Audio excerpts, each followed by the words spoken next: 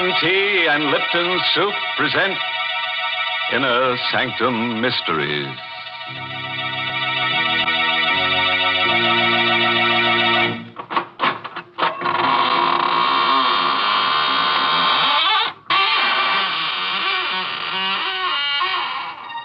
Good evening, friend. This is your host of the Inner Sanctum inviting you in through the squeaking door. Come on in. Have your picture taken with the corpse. You'll look good next to him. Poor fellow was a photographer. Passed on last winter while taking a picture. Yes, died of overexposure. Awful, isn't it? Enough to make your camera shutter. Well, let's gather around the coffin now for a nice, happy picture. Watch the body. Watch the body. Oh, dear. We'll have to take that again. Someone moved. And I think it was the corpse. Why, that's downright silly. Oh, hello, Mary. You're just in time. Come on, get in the picture. What? Do you think I'd stand next to a corpse? Oh, please, Mary. You can wear your Lipton sterling silver medallion. Then I'll send the picture to my friends in the graveyard. Why, Mary, with your figure, your symmetry, they'll probably elect you Miss Cemetery of 1945. Wouldn't that be nice? Mm-hmm. Thank you, but I can do without that honor. And as far as the sterling silver medallion is concerned, it's mighty popular right now. I've been getting hundreds of letters from ladies all over the country telling me how much they appreciate it. You see, the medallion is made of real sterling silver. It's about 1 inch in diameter, and it's decorated with the Chinese symbol for good luck. You can wear the medallion as a necklace or a choker. You see, it's hung on a narrow black rayon satin ribbon. Or you can simply add it to your charm bracelet if you wish.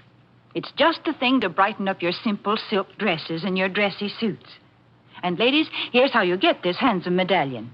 Just send 25 cents and the box top from a package of Liptons, the tea with the brisk flavor, to Lipton Tea, Box 92. That's Box 92, New York City. You paint a pretty picture, Mary. Now let me paint one for you. Mine is called Portrait of Death. It's an original radio play by that ghastly ghostwriter, Robert Sloane. And our star tonight is Miss Leslie Woods, who plays the role of Miss Snyder.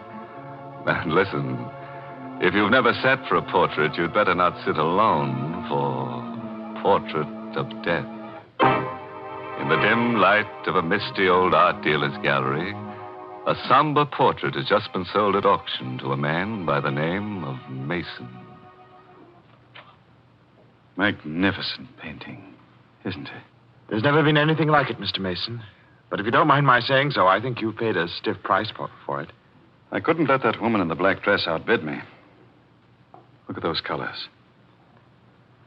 Expression on the girl's face. Yes. The detail in the background. Really is a work of art. Technically speaking, yes. But the portrait has a strange history, Mr. Mason. Strange and sinister. What do you mean? Well, people say it's brought bad luck to every one of its owners. Oh, come now, Fräulein. Well, it may be just a story, but at least this much of it is true. The day this portrait was finished, the artist died by his own hand. And the model who posed for him died, too, by her own hand. So that's why he painted her in black. Yes. He knew she was going to die. He even painted 2 graves into the background of the picture, you see? 1 grave's for him, 1 for her. Remarkable. Now you know why the painting is called Portrait of Death, Mr. Mason. It meant death for the artist, the model, and, oddly enough, for many of its owners. I'm sorry you bought it, Mr. Mason. I'm sorry you bought it, too, Mr. Mason. You shouldn't have taken it away from me. I beg your pardon. Don't you remember me? Oh, yes. Yes, of course. You're the woman I was bidding against. I still want the painting, Mr. Mason. And I beg you to sell it to me at a price I can afford. I warn you, it can only bring you harm. I'm sorry, Miss Snyder. The painting is not for sale.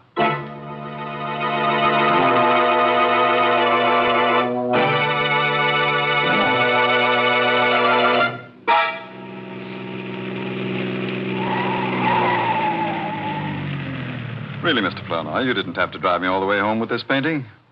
I could have managed it alone. Oh, no trouble at all, Mr. Mason.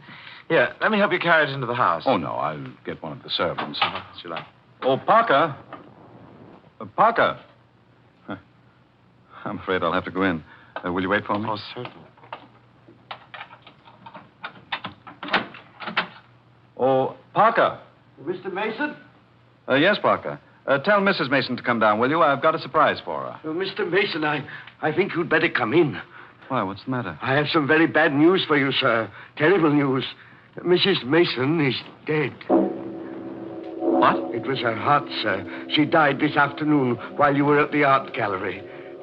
No. I can't believe it. I tried to reach you, but you'd already left, sir. Dr. Simpson said... Excuse me, sir. Hello?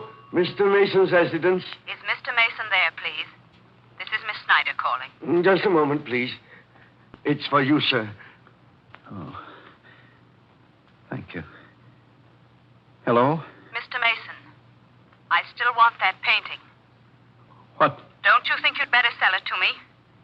It can only bring you harm. I'll think it over. Don't wait too long, Mr. Mason. I warn you. Don't wait too long.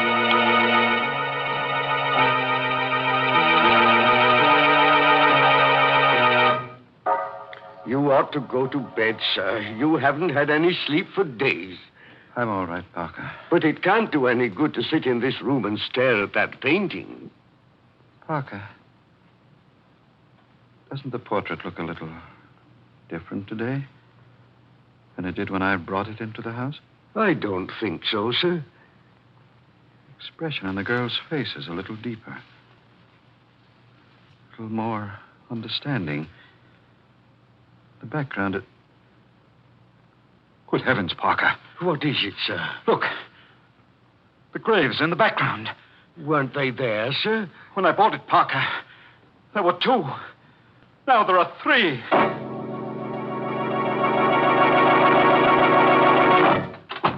I'm so glad you could come out here, Mr. Flournoy. I had to speak to you. I came as soon as I could. Did you bring the catalog? Oh, yes, I did, Mr. Mason. What is it? What's wrong? Let me see a picture of that portrait, please. Yes, of course. Portrait. Here it is. Portrait of death. There. I was right. There were only 2 graves in the original painting. Well, of course, Mr. Mason. I told you there were 2 the day you bought it. But now there are 3, Flournoy. 3 graves. What? Come.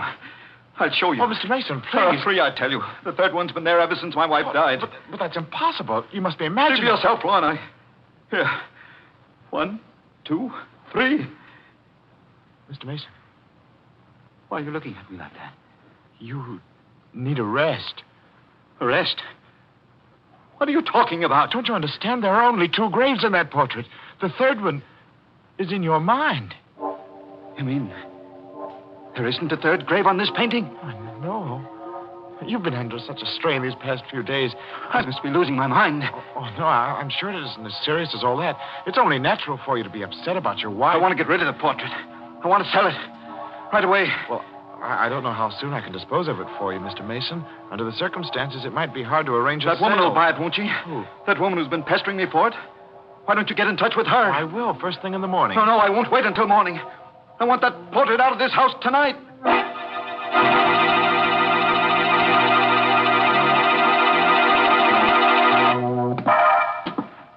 Parker.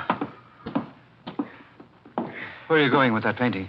Why, I was taking it to the garage, sir. What for? You said you didn't want it in the house tonight. I thought I might return it to the dealer. Mr. Flournoy hasn't called back yet? No, sir. Well, I'll take it to him myself. Is the car ready? Yes, sir, but I hardly think you ought to go alone, Mr. Mason. You're in no condition. I brought that portrait into this house, and I'll take it back alone.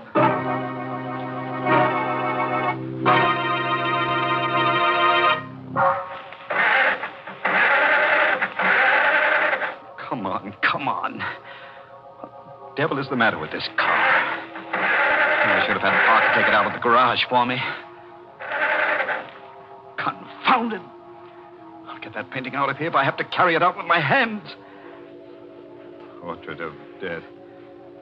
You are a portrait of death. You, with those searing eyes, that faint half smile. I'll never see your face again. Not as long as... No. No.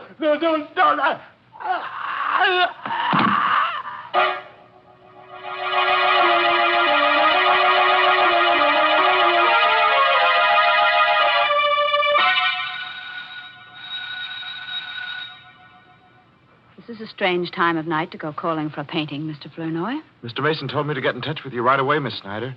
He was determined to have you pick up the portrait tonight. Well, I hope he isn't asleep. Yes. Nobody seems to be answering the door. Oh, wait a moment. There's a light in the garage. Oh, good heavens, what was that? It sounded like a scream from the back of the house. Come on, we better hurry. Come on, Miss Snyder. There's somebody in the garage. Why, hey, Parker. Yes, What's sir. the matter, Parker? Why'd you scream? It's Mr. Mason, sir. He's dead. What? I just found him, sir, slumped over on the floor of the car. How awful. Maybe he was asphyxiated. No, the motor wasn't running, sir. It's the portrait. The portrait killed him, just as it did the other. It does seem strange. He came to the garage about an hour ago, carrying the painting in his arms. Well, didn't you help him? He wouldn't let me, sir. He insisted on being alone. That's strange. Look at these marks on his neck. As if he'd been strangled with a fine chain. Or a woman's necklace. What do you mean by that? Nothing. Did you think I was accusing you, Miss Snyder? I don't know. Good heavens, Mr. Flournoy. Look at the portrait. Oh, what's wrong? The necklace, sir. The necklace that was painted on the girl's throat. It's gone.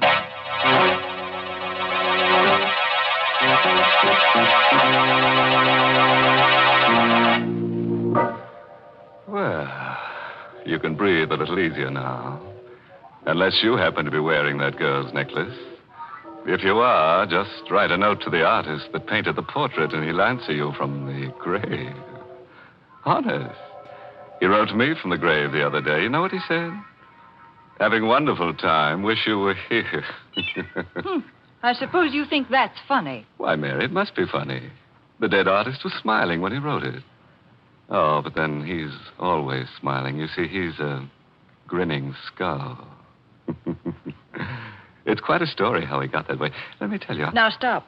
I don't want to hear any of your morbid stories. But that's the only kind I know. Well, then you listen to me, because I know a story with a happy ending, and it's true, too. It's the story behind that sterling silver medallion that the Lipton people want to send the ladies. It seems that the original of this handsome medallion was given to an American flyer who was rescued by Chinese guerrillas after he'd bailed out over enemy territory. The flyer was told that the Chinese letters on the medallion would identify him and bring him safely through the lines. Well, he did get through, and only then did he learn that the inscription said, "Good luck," in Chinese. Now, there's a story to tell your friends when they're admiring your medallion on its smart black rayon satin ribbon. And to get this Chinese good luck medallion, all you have to do is send 25 cents and the box top from a package of Liptons, the tea with the brisk flavor, to Lipton Tea, Box 92. That's Box 92 in New York City. Well, let's get back to that there cover girl on the portrait of death. It's 6 months now since she strangled old man Mason with that necklace of hers and put the Indian sign on his late wife. Parker's still around, though. And so is that character Flournoy, who at the moment is disposing of the ill-fated portrait for Mr. Mason's estate. Mr. Davis, I believe you're the only man in the world who wants this painting. And I really can't see why you want it, knowing its history. Mr. Flournoy, that kind of history doesn't mean a thing to me. Oh? May I take it with me now? Oh, certainly. Parker, Yes, sir. would you be good enough to help Mr. Davis with the painting? If you don't mind, sir, I'd rather not touch it. I haven't seen it since Mr. Mason died, and I don't care to see it now, sir. All right, Parker. I'll help you, Mr. Davis. Thank you very much. It's a very heavy frame, you know. It's really too heavy. Wait, that's incredible. What is it, Mr. Flournoy? What's wrong? Parker, you say you haven't touched this painting since Mr. Mason died? No, sir. Well, look at it. The girl is wearing her necklace again.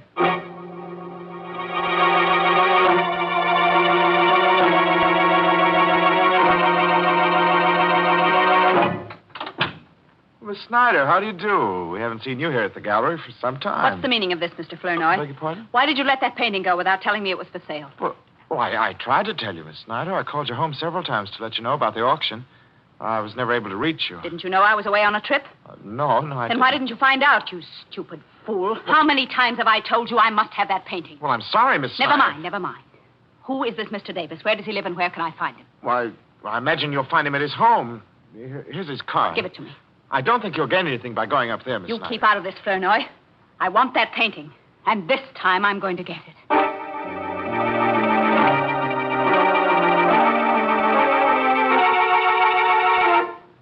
I'm very sorry, Miss Snyder, but nothing you can say will persuade me to part with the painting. Mr. Davis, your stubbornness may cost you your life, you know. I'm afraid I'll have to risk it. I'm very anxious to find out exactly how he died. And if he was murdered, I'm going to see that the killer is brought to justice. The killer is the painting, Mr. Davis. And you will find that out very soon, just as the others did. Are you threatening me? I am giving you one more chance to live. One more chance to sell me the portrait at the price you paid for it. If I refuse? If you don't sell it to me now, Mr. Davis, I will buy it after your death. Forgive me for not showing you to the door, Miss Snyder, but I hardly think... Never mind, I'll go myself. No, you don't have to. Parker. Yes, sir? Parker, what are you doing here? Oh, didn't you know, Miss Snyder? I'm Mr. Davis's new butler.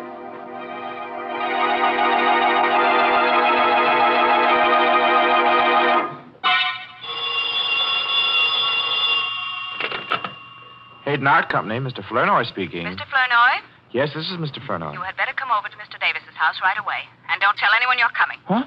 Who's this? It's important, Mr. Flournoy. Don't ask a lot of questions. Just come over. But who is this? Don't you know?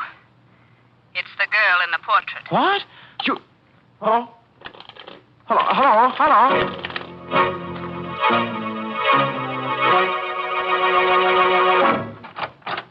Come in, Mr. Flournoy. I thought it was you on the phone. Why didn't you tell me? I didn't want to mention any names. Come in, will you? All right. What's the hurry? What's this all about? I'll tell you in a minute. Does anyone know you came here? No, I don't think so. Good. What are you doing here? And where's Parker and Mr. Davis? Parker's left. He's gone away. I found a note from him on the foyer table there. Well, what about Mr. Davis? He's in the library. Well- Wait a moment. Don't go in there yet. He's dead. Mr. Davis? Yes, Mr. Davis. It's horrible, Flournoy. His head has been cut off. What do you mean? What happened? I don't know. I found him lying there on the library floor when I got here. He must have been killed with the axe from that suit of armor, you see. The armor's toppled over, and the falling axe must have landed on his neck. It would have to fall from a good height to sever his head, Miss Snyder. Well, the armor was mounted on a pedestal, and you can see for yourself how heavy that axe is. Yes, I see. You don't think I killed him, do you? I don't know. What are you doing here?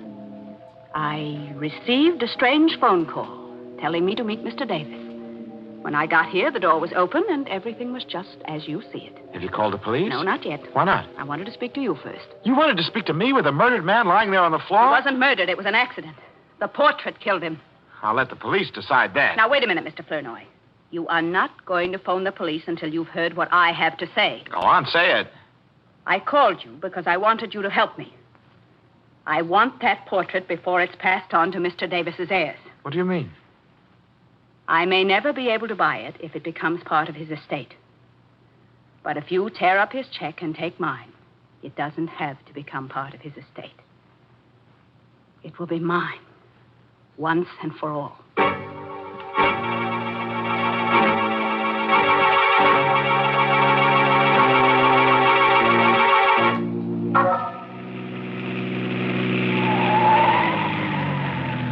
Mr. Flournoy, Flournoy! What? Mr. Flournoy! Why, Parker. What are you doing outside Miss Snyder's house? I've been waiting for her, sir. Have you any idea where she is?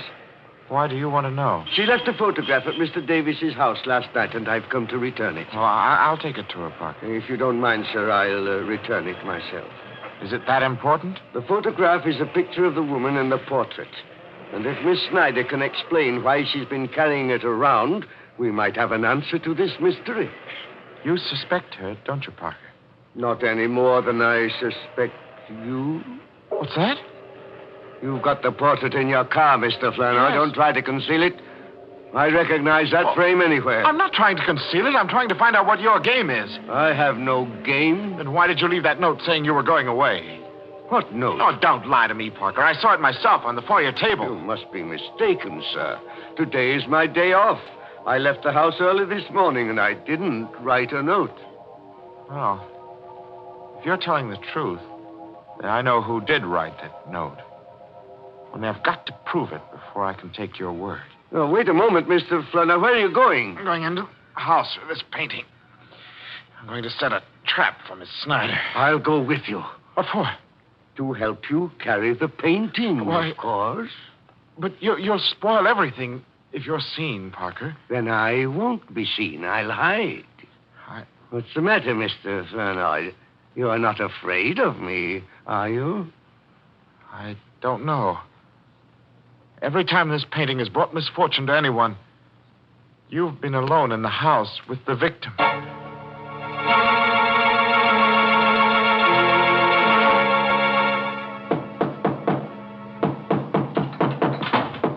Is that you, Miss Snyder? Yes, where are you, Mr. Flournoy? I'm in your living room, hanging up the painting. I didn't ask you to do that. Take What? it down. Why?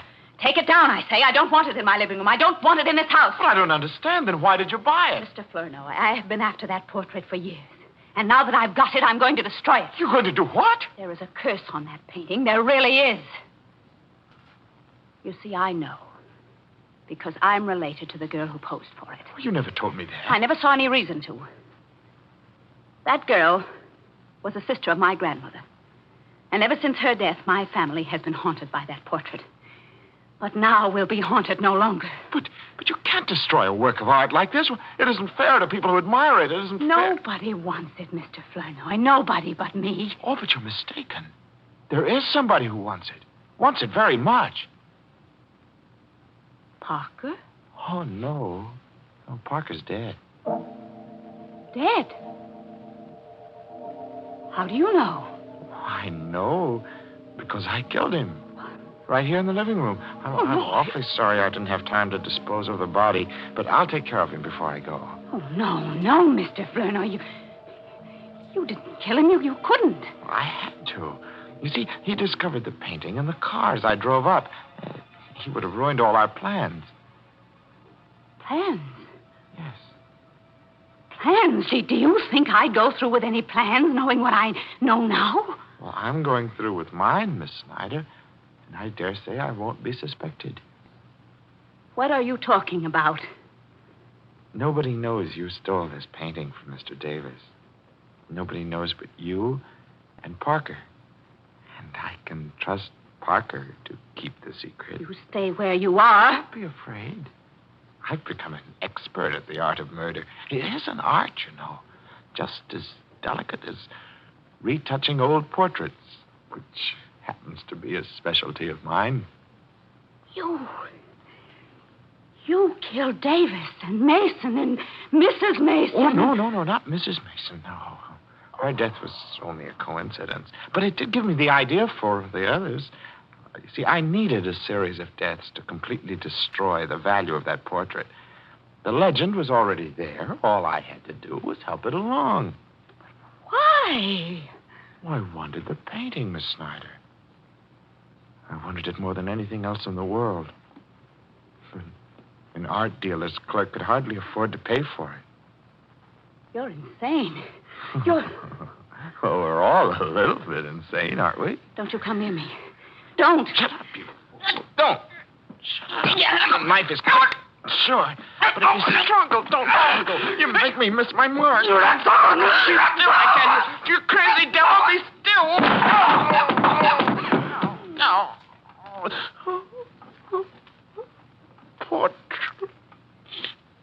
flower on the wall. Frame.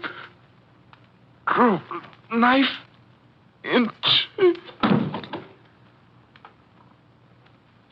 Now will be haunted no longer.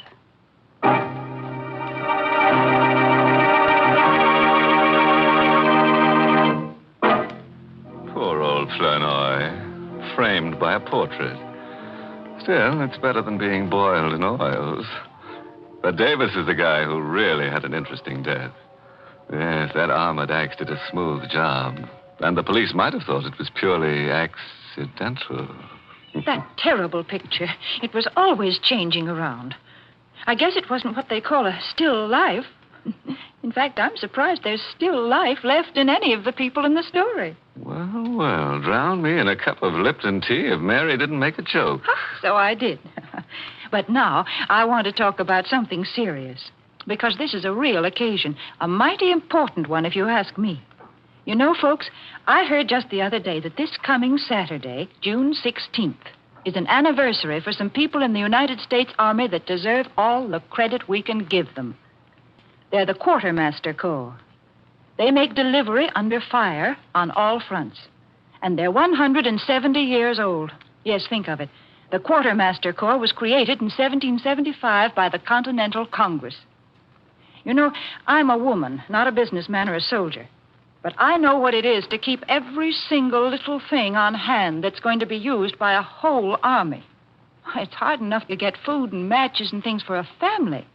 But when you have to take care of a shopping list that has things on it like 11 million field jackets and 10 million blankets, 100 million pairs of shoes, trucks, and all of the good wholesome foods that keep our men in fighting trim, well, that's a real job. And the men of the Quartermaster Corps not only do all that work, but they do fighting, too. That's why these men are called the Fighting Quartermaster Corps. That certainly is a name to be proud of.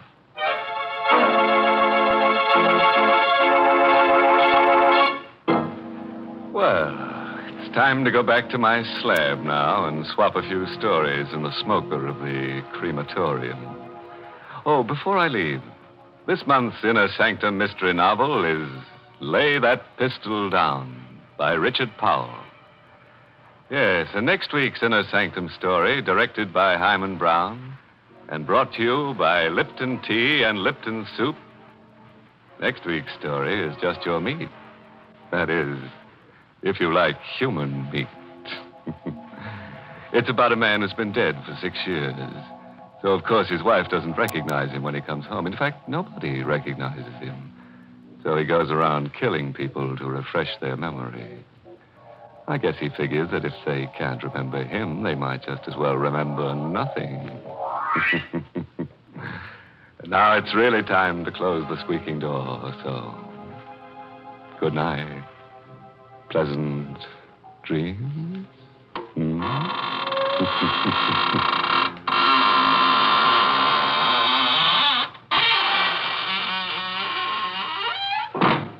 Folks, it's wonderful how simple cooking is these days. When I was a girl, my mother used to spend a good many hours making a pot of noodle soup. But now, we have Lipton's noodle soup mix. When you use Lipton's, you just empty the contents of the package into boiling water, and in no time at all, soup's on. And what delicious chickeny tasting soup it is.